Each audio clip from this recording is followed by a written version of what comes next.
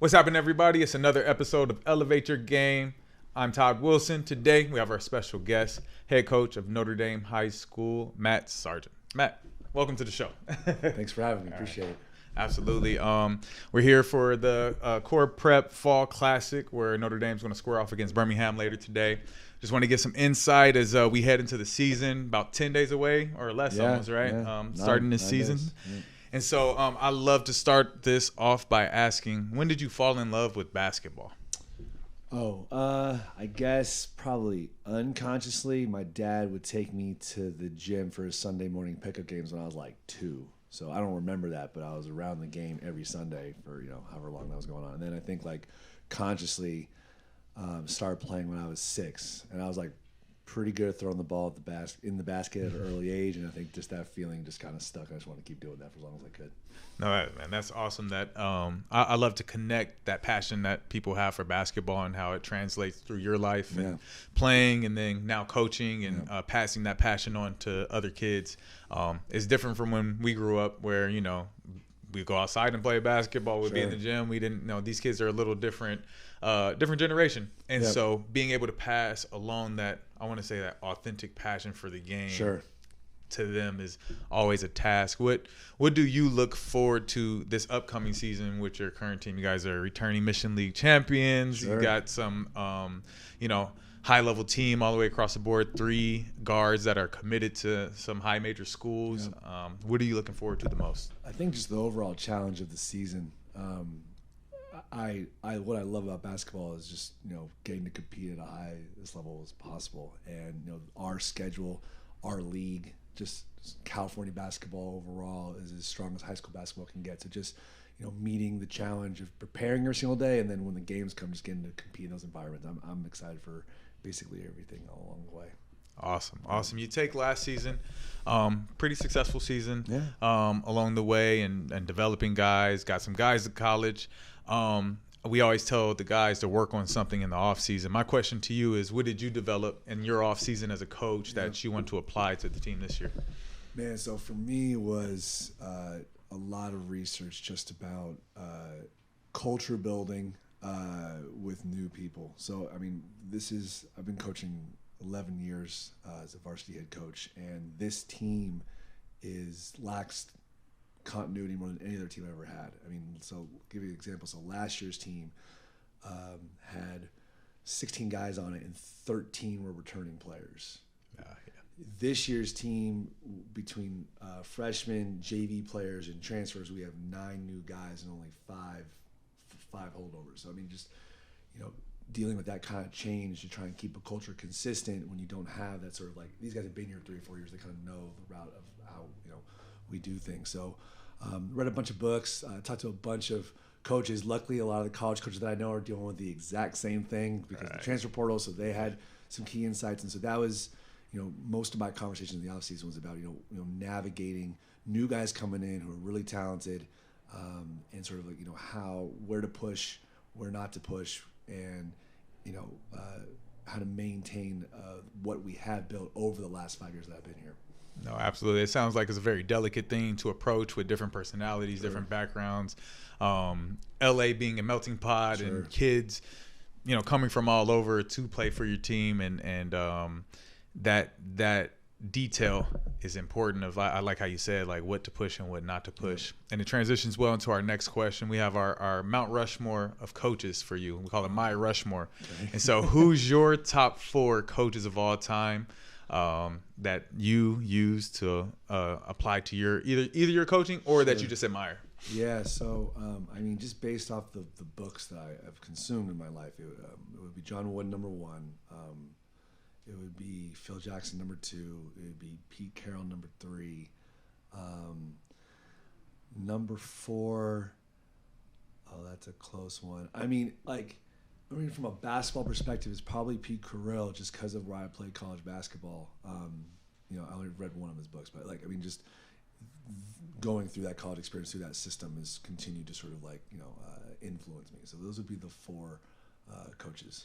Awesome. And I could see a lot of that in how you coach and how you just build character with the kids, you have something.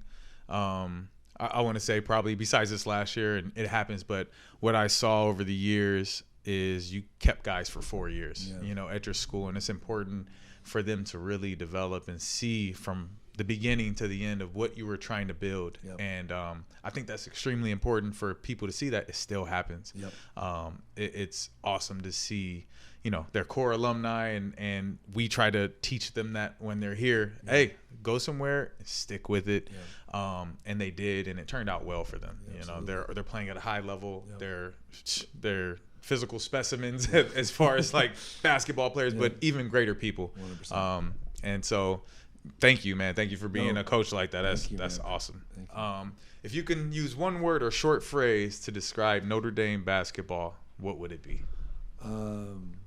Well, there's 3 quotes that we're using this year, so I'll just pick one of those quotes that if we can embody that quote, it will lead to a successful year. It's a John Wooden quote.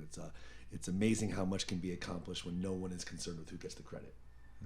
Yes, so if that's absolutely. Learning basketball in a line, that'll be it.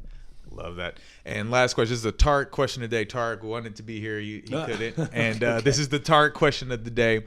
The question. Specific to me, or is it general for all the coaches? General for all the coaches. It's not for you. Okay, No, absolutely. And so I'm always going to have a Tark question of the day because he does a great job. Sure. And his question was, what – I got to read it. Sorry. No, we're gonna edit that up. No, okay, so who, for you – who is the best local high school player that you've watched or that you've coached against and you're looking for it or not looking for it to compete with this year?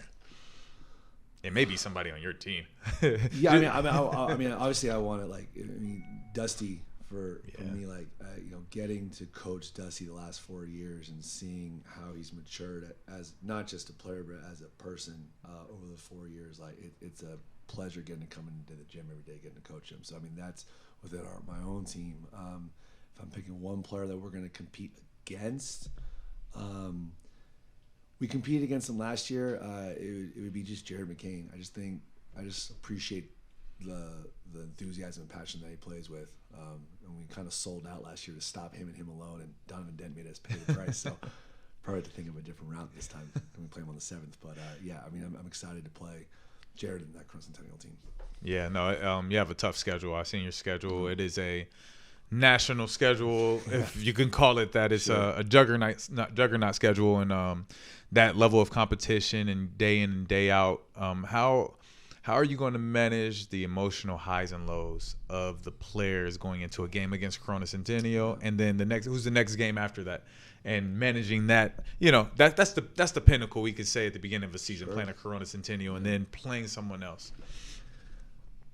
We've been sort of building in that work since the summertime. It's why you go play at Section 7. It's why we just played at the Border League. It's why every day we continue to stress how important that day's practice is, so that you never want to give a game that much more importance than any practice that you're in. Anytime you're on the court is a blessing, and you want your gratitude for it.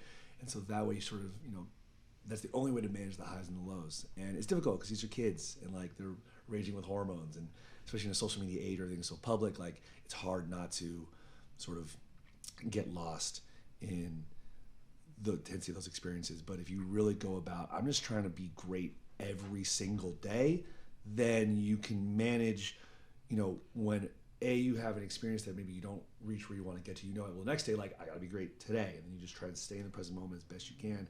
And then when you do play well in those games, not getting too high, because the next day I have to be great again, and it just doesn't ever stop. And if there's one difference between high school, college, and the pros, it is the ability to be that presently focused day to day on greatness, right? Yes. That is the major thing. And just to bring it back, you brought up a core alumni, Ben Schultzberg. Ben's at Creighton right now. He's doing really well, and the main thing we always talk about is it doesn't matter how many minutes you play, how well you did in practice, how well you put in a game. The most important thing is have a routine, stick to it. Every single day, have a routine, stick Absolutely. To it. You play 12 minutes, you score no points. Next day, routine's the same. You play 20 minutes, had 9 points on 3 from 3. Great. Next day, you're doing the same thing. So that's the key to managing those highs and lows. You're trying to be great every single day. Make every day your masterpiece. Yeah, That's the John Wooden speaking right through you. I love that. Awesome. Thank you for being on the show. Thank you for coming to the event. Good luck for the season. Thank you. All right. Appreciate it. All right. Thank you. Yep.